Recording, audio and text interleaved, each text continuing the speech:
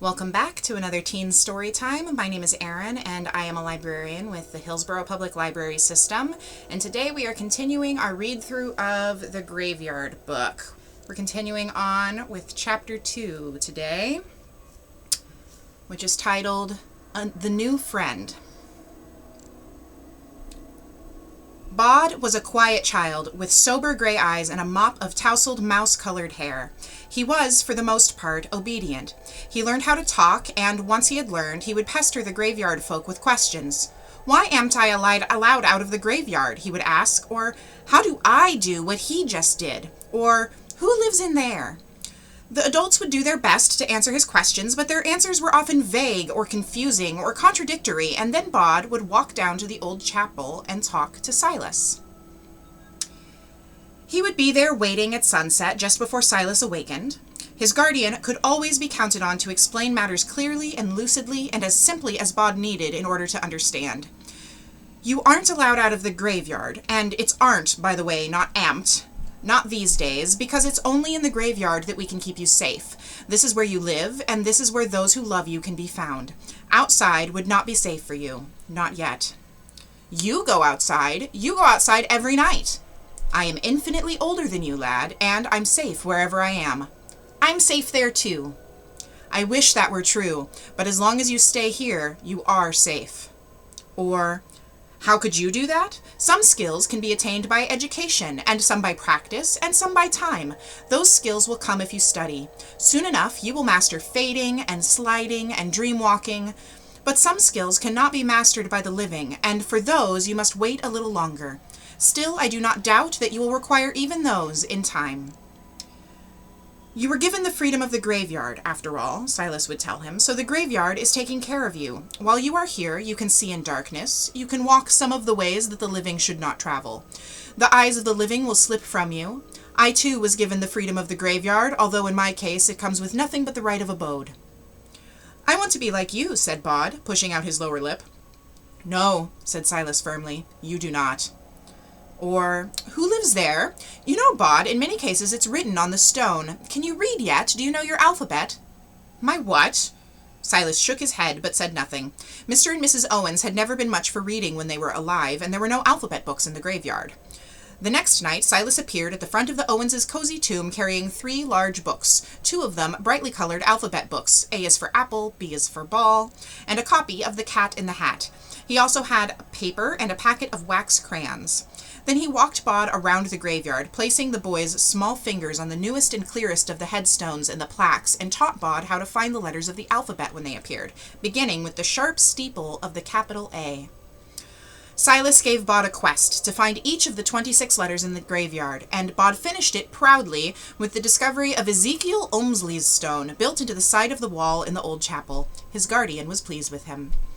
Every day, Bod would take his paper and crayons into the graveyard, and he would copy names and words and numbers as best he could, and each night, before Silas would go off into the world, Bod would make Silas explain to him what he had written, and make him translate the snatches of Latin which had, for the most part, baffled the Owenses. A sunny day, bumblebees explored the wildflowers that grew in the corner of the graveyard, dangling from the gorse and the bluebells, droning their deep, lazy buzz, while Bod lay sleeping in the sunlight, watching a bronze-colored beetle wandering across the stone of Geo, reader, his wife Dorcas, and their son Sebastian, fidelis ad mortem. Bod had copied down their inscription, and now he was only thinking about the beetle when somebody said, "Boy, what are you doing?" Bod looked up. There was someone on the other side of the gorse bush, washing him. "Nothing," said Bod. He stuck out his tongue. The face on the other side of the gorse bush crumpled up into a gargoyle, tongue sticking out, eyes popping, and then returned to a girl. "That was good," said Bod, impressed. "I can make really good faces," said the girl. "Look at this one." She pushed her nose up with one finger, creased her mouth into a huge, satisfied smile, squinted her eyes, and puffed out her cheeks. "Do you know what that was?" "No." "It was a pig, silly." "Oh," Bod thought. "You mean like P is for pig?" "Of course like that. Hang on." She came around the gorse bush and stood next to Bod, who got to his feet. She was a little older than he was, a little taller, and was dressed in bright colors, yellow and pink and orange. Bod, in his gray winding sheet, felt dowdy and drab.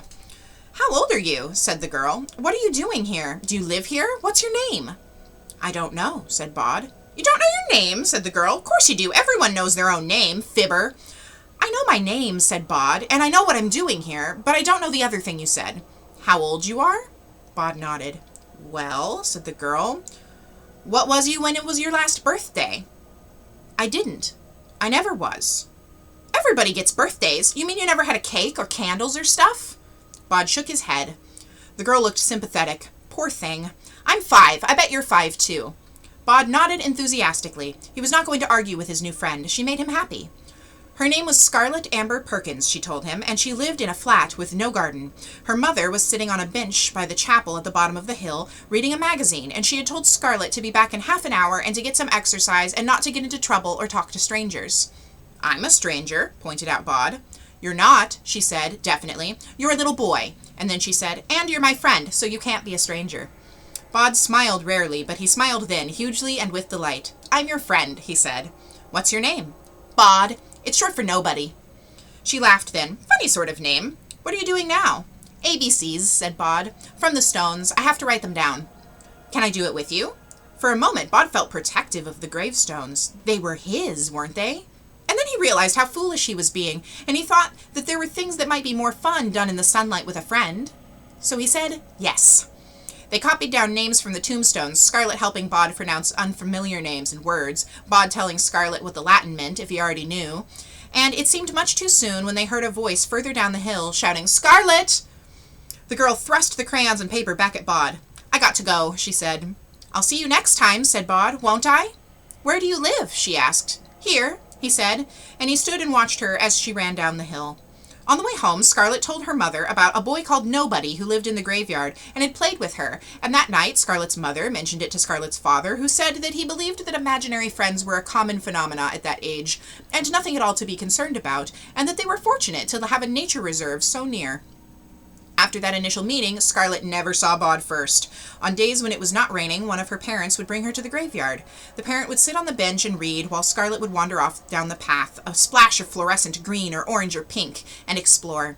Then, always sooner rather than later, she would see a small grave face and gray eyes staring up at her from beneath a mop of mouse-colored hair, and then Bod and she would play, hide and seek, sometimes, or climbing things, or being quiet, and watching the rabbits behind the old chapel.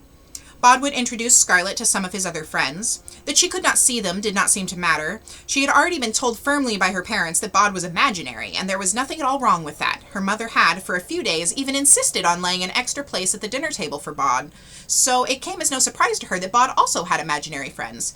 He would pass on their comments to her. Bartleby says that thou dost have a face unto a squished plum, he would tell her. So does he. And why does he talk so funny? Doesn't he mean a squashed tomato? I don't think they had tomatoes when he comes from, said Bod. And that's just how they talked then. Scarlett was happy. She was a bright, lonely child whose mother worked for a distant university, teaching people she never met face to face, grading English papers sent to her over the computer, and sending messages of advice or encouragement back. Her father taught particle physics, but there were, Scarlett told Bod, too many people who wanted to teach particle physics and not enough people who wanted to learn it. So Scarlett's family had to keep moving to different university towns, and in each town her father would hope for a permanent teaching position that never came. What's particle physics? Asked Bod. Scarlett shrugged. Well, she said, there's atoms, which is things that's too small to see. That's what we're all made of. And then there's things smaller than atoms, and that's particle physics. Bod nodded and decided that Scarlett's father was probably interested in imaginary things. Bod and Scarlett wandered the graveyard together every weekday afternoon, tracing names with their fingers, writing them down. Bod would tell Scarlett whatever he knew about the inhabitants of the grave or mausoleum or tomb, and she would tell him stories that she had read or learned, and sometimes she would tell him about the world outside, about cars and buses and televisions and aeroplanes. Bod had seen them flying high overhead, had thought them loud silver birds, but had never been curious about them until now. He, in his turn, would tell her about the days when people in the graves had been alive, how Sebastian Reader had been to London town and seen the Queen, who had been a fat woman in a fur cap who glared at everyone and spoke no English. Sebastian Reader could not remember which queen she had been, but he did not think that she had been queen for very long. When was this? Scarlett asked. He died in 1583, it says on his tombstone, so before then? Who was the oldest person here in the whole graveyard? Asked Scarlett. Bod frowned. Probably Probably Caius Pompeius. He came here 100 years after the Romans first got here. He told me about it. He liked the roads. So he's the oldest? I think so. Can we make a little house in one of those stone houses? You can't get in. It's locked. They all are. Can you get in? Of course. Why can't I? The graveyard, he explained. I got the freedom of the graveyard. It lets me go places. But I want to go into the stone house and make little houses. You can't. You're just mean. Not. Meanie. Not. Scarlet put her hands into the pocket of her anorak and walked down the hill without saying goodbye, convinced that Bod was holding out on her, and at the same time suspecting that she was being unfair, which made her even angrier. That night, over dinner, she asked her mother and father if there was anyone in the country before the Romans came. Where did you hear about the Romans? Asked her father. Everybody knows, said Scarlet, with a withering scorn. Was there? There were Celts, said her mother. They were here first. They go back before the Romans. They were the people that the Romans conquered. On the bench beside the old chapel, Bod was having a similar conversation. The oldest, said Silas. Honestly, Bod, I don't know. The oldest in the graveyard that I've encountered is Caius Pompeius, but there were people here before the Romans came. Lots of them, going back a long time. How are your letters coming along? Good, I think. When do I learn joined-up letters? Silas paused. I have no doubt, he said, after a moment's reflection, that there are, among the many talented individuals interred here, at least a smattering of teachers. I shall make inquiries. Bod was thrilled. He could imagine a future in which he could read everything, in which all stories could be opened and discovered. When Silas had left the graveyard to go about his own affairs, Bod walked down to the willow tree beside the old chapel and called Caius Pompeius. The old Roman came out of his grave with a yawn. Ah, yes, the living boy, he said. How are you, living boy? Bod said, I do very well, sir. Good, I am pleased to hear it. The old Roman's hair was pale in the moonlight, and he wore the toga in which he had been buried, with, beneath it, a thick woolen vest and leggings, because this was a cold country at the edge of the world, and the only place colder was Caledonia to the north, where the men were more animal than human and were covered in orange fur, and were too savage to be conquered by the Romans, and so would soon be walled off in their perpetual winter. Are you the oldest? Asked Bod. The oldest in the graveyard? I am. So you were the first to be buried here? A hesitation. Almost the first, said Caius Pompeius. Before the Celts, there were other people on this island, and one of them was buried here. Oh, Bod thought for a moment. Where's his grave? Caius pointed up the hill. He's up at the top, said Bod. Caius shook his head. Then what? The old Roman reached down and he ruffled Bod's hair. In the hill, he said, inside it. I was first brought here by my friends, followed in their turn by the local officials and the mimes who wore the wax faces of my wife, taken by a fever in Camaldonium, and my father killed on a border skirmish in Gaul. 300 years after my death, a farmer, seeking a new place to graze his sheep, discovered that the boulder that covered the entrance could be rolled away, and he went down thinking there might be treasure. He came out a little later, and his dark hair was now as white as mine. What did he see?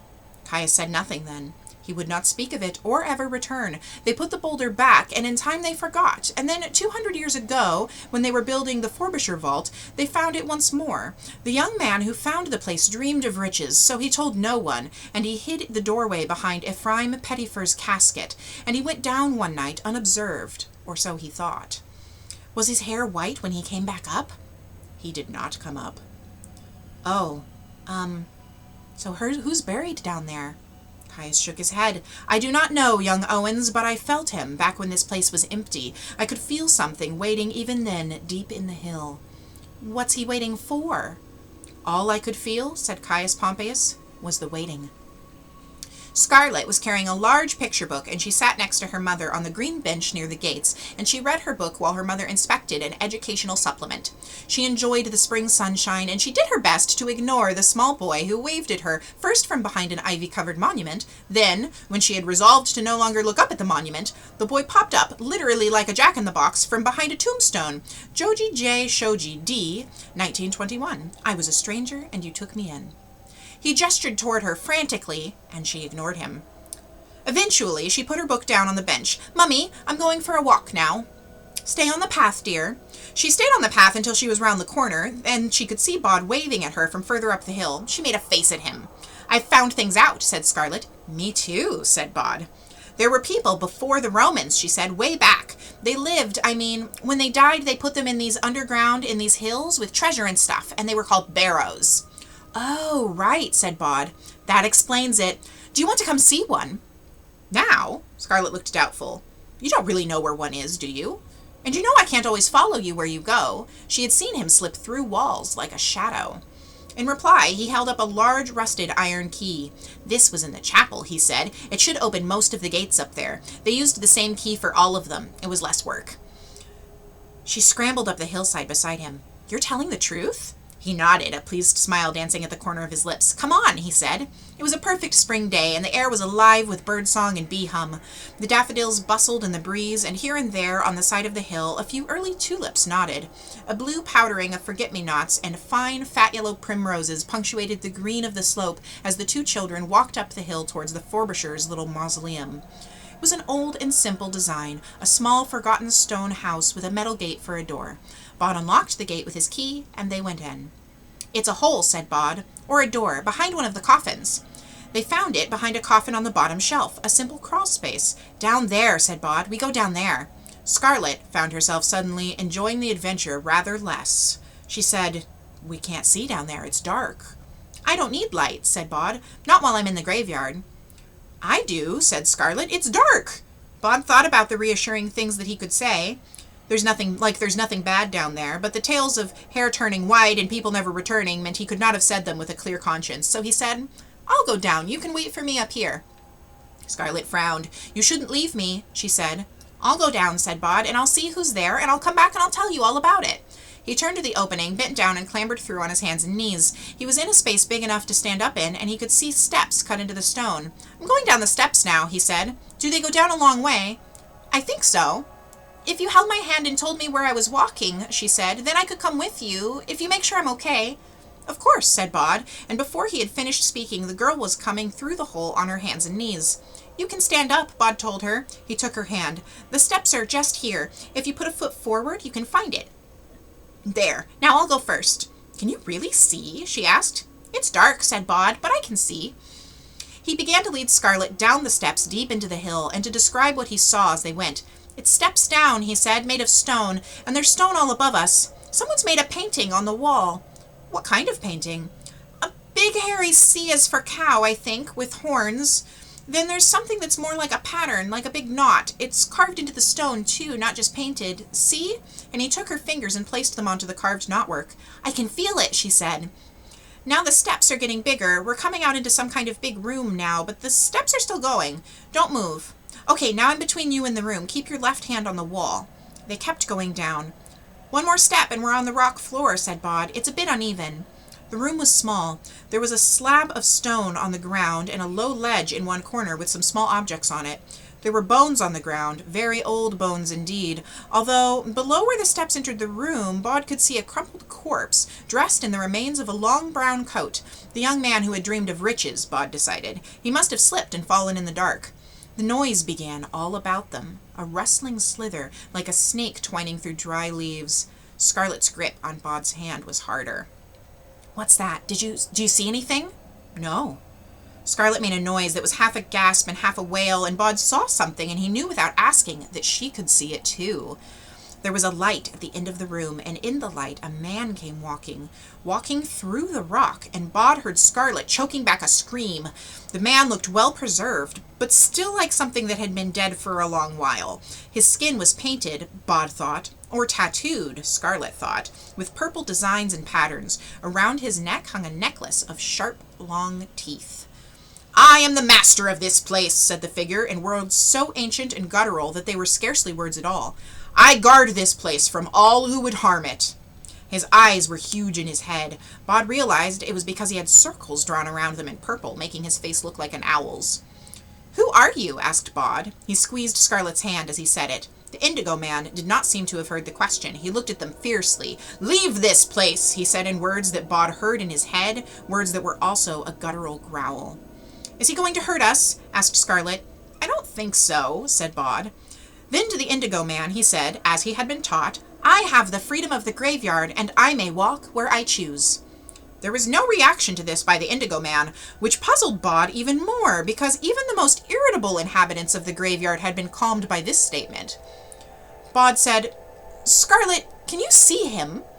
"Of course I can see him. He's a big scary tattooey man and he wants to kill us. Bod, make him go away." Bod looked at the remains of the gentleman in the brown coat. There was a lamp beside him, broken on the rocky floor. "He ran away," said Bod aloud.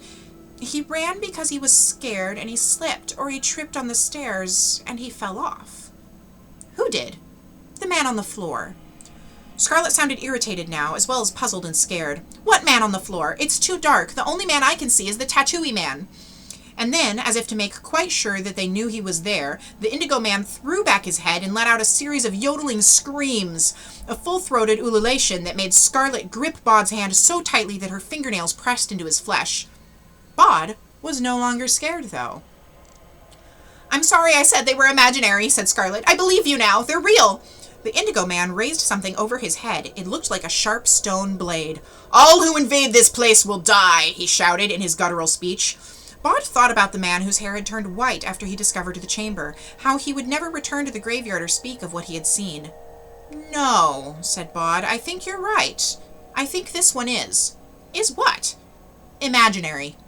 "Don't be stupid," said Scarlet. "I can see it." "Yes," said Bod, "and you can't see dead people." He looked around the chamber. "You can stop now," he said. "We know it's not real." "I will feast on your liver," screamed the Indigo Man. "No, you won't," said Scarlet with a huge sigh. "Bod's right." Then she said, "I think maybe it's a scarecrow." "What's a scarecrow?" asked Bod. "It's a thing farmers put in fields to scare the crows." "Why would they do that?" Bod quite liked crows. He thought they were funny, and he liked the way they helped to keep the graveyard tidy. "I don't know exactly. I'll ask Mummy. But I saw one from a train, and I asked what it was. Crows think it's a real person. It's just a made-up thing that looks like a person, but it's not. It's just to scare the crows away." Bod looked around the chamber. He said, "Whoever you are, it isn't working. It doesn't scare us. We know it isn't real. Just stop." The Indigo Man stopped. It walked over to the rock slab, and it lay down on it. Then it was gone. For Scarlet, the chamber was once more swallowed by the darkness, but in the darkness she could hear the twining sound again, getting louder and louder, as if something were circling the round room. Something said, "We are the Sleer." The hairs on the back of Bod's neck began to prickle. The voice in his head was something very old and very dry, like the scraping of a dead twig against the window of the chapel, and it seemed to Bod that there was more than one voice there, and that they were talking in unison. "Did you hear that?" he asked Scarlet. "I didn't hear anything, just a slithery noise. It made me feel strange, all prickly in my tummy, like something horrible is going to happen." "Nothing horrible is going to happen," said Bod. Then to the chamber, he said, "What are you?" "We are the Sleer. We guard and we protect." "What do you protect?" "The resting place of the Master. This is the holiest of all holy places, and it is guarded by the Sleer." "You can't touch us," said Bod. "All you can do is scare." The twining voices sounded petulant. "Fear is a weapon of the Sleer." Bod looked down at the ledge. "Are those the treasures of your master? An old cup, a brooch, and a little stone knife? They don't look like much." "The Sleer guards the treasures, the brooch, the goblet, the knife. We guard them for the Master when he returns. It comes back. It always comes back." "How many of you are there?" But the Sleer said nothing. The inside of Bod's head felt as if it were filled with cobwebs, and he shook it, trying to clear it. Then he squeezed Scarlet's hand. "We should go," he said. He led her past the dead man on the brown coat, and honestly, thought Bod, if he hadn't gotten scared and fallen, the man probably would have disappointed in his hunt for treasures. The treasures of 10,000 years ago were not the treasures of today. Bod led Scarlet carefully back up the steps, through the hill, into the jutting black masonry of the Frobisher Mausoleum. Late spring sunlight showed through the breaks in the masonry and through the barred door, shocking in its brightness, and Scarlet blinked and covered her eyes at the suddenness of the glare. Birds sang in the bushes, a bumblebee droned past. Everything was surprising in its normality. Bod pushed open the mausoleum door and then locked it again behind them. Scarlet's bright clothes were covered in grime and cobwebs, and her dark face and hands were pale with dust. Further down the hill, quite a few somebodies were shouting loudly, shouting frantically. Someone called, "Scarlet! Scarlet Perkins!" And Scarlet said, "Yes, hello?" And before she and Bod had a chance to discuss what they had seen or to talk about the Indigo Man, there was a woman in a fluorescent yellow jacket with police on the back, demanding to know if she was okay and where she had been and if someone had tried to kidnap her, and then the woman was talking on a radio, letting them know that the child had been found. Bod slipped beside them as they walked down the hill. The door to the chapel was open, and inside both of Scarlett's parents were waiting, her mother in tears, her father worriedly talking to people on a mobile phone, along with another policewoman. No one saw Bod as he waited in the corner. The people kept asking Scarlett what had happened to her, and she answered it as honestly as she could, told them about a boy called Nobody who took her deep inside a hill where a purple tattoo man had appeared in the dark, but really he was a scarecrow. They gave her a chocolate bar and they wiped her face and asked if the tattooed man had ridden a motorbike. And Scarlett's mother and father, now that they were relieved and not afraid for her any longer, were angry with themselves and with her, and they told each other that it was the other one's fault for letting their little girl play in a cemetery, even if it was a nature reserve, and that the world was a very dangerous place these days, and if you didn't keep your eyes on your children every second, you could not imagine what awful things they would be plunged into, especially a child like Scarlett. Scarlett's mother began sobbing, which made Scarlett cry, and one of the policewomen got into an argument with Scarlett's father, who tried to tell her that he, as a taxpayer, paid her wages, and she told him that she was a taxpayer too, and probably paid his wages, while Bod sat in the shadows in the corner of the chapel, unseen by anyone, not even Scarlett, and watched and listened until he could take no more. It was twilight in the graveyard by now, and Silas came and found Bod up near the amphitheater, looking out over the town. He stood beside the boy and said nothing, which was his way. "It wasn't her fault," said Bod. "It was mine, and now she's in trouble." "Where did you take her?" asked Silas. "Into the middle of the hill to see the oldest grave. Only there isn't anybody in there, just a snaky thing called a sleer who scares people." "Fascinating." They walked back down the hill together, watched as the old chapel was locked up once more, and the police and Scarlett and her parents went off into the night. "Miss Barrows will teach you joined-up letters," said Silas. "Have you read The Cat in the Hat yet?" "Yes," said Bod, "ages ago. Can you bring me more books?" "I expect so," said Silas. "Do you think I'll ever see her again?" "The girl? I very much doubt it." But Silas was wrong. 3 weeks later, on a gray afternoon, Scarlett came to the graveyard, accompanied by both of her parents. They insisted that she remain in sight at all times, although they trailed a little behind her. Scarlett's mother occasionally exclaimed about how morbid this all was, and how fine and good it was that they would soon be leaving it behind forever. When Scarlett's parents began to talk to each other, Bod said, "Hello." "Hi," said Scarlett very quietly. "I didn't think I'd see you again." "I told them that I wouldn't go with them unless they brought me back here one last time." "Go where?" "Scotland. There's a university there for Dad to teach particle physics." They walked on the path together, a small girl in a bright orange anorak and a small boy in a gray winding sheet. "Is Scotland a long way away?" "Yes," she said. "Oh." "I hoped you'd be here to say goodbye." "I'm always here." "But you aren't dead, aren't you? Nobody Owens?" "Of course not." "Well, you can't stay here all your life, can you? One day you'll grow up, and then you'll have to go and live in the world outside." He shook his head. "It's not safe for me out there." "Who says?" "Silas, my family, everybody." She was silent. Her father called, "Scarlett, come on, love. It's time to go. You've had your last trip to the graveyard. Now let's go home." Scarlett said to Bod, "You're brave. You're the bravest person I know, and you are my friend. I don't care if you are imaginary." Then she fled down the path, back the way they had come, to her parents and the world. And that was the end of Chapter 2 of the Graveyard Book. I hope you enjoyed it. Join us next Monday, where we'll be reading Chapter 3. I will be leaving a recommendation list of other books you might enjoy in the description of this video. And then for our question for today, what do you think about what Scarlett says to Bod there at the very end, that at some point Bod's going to have to go back into the world? Do you agree with her? Do you think Bod's going to stay in the graveyard forever? Or do you think at some point he's probably going to leave the graveyard and go explore the rest of the world? Let me know in the comments sections what you think, and I will see all of you next Monday.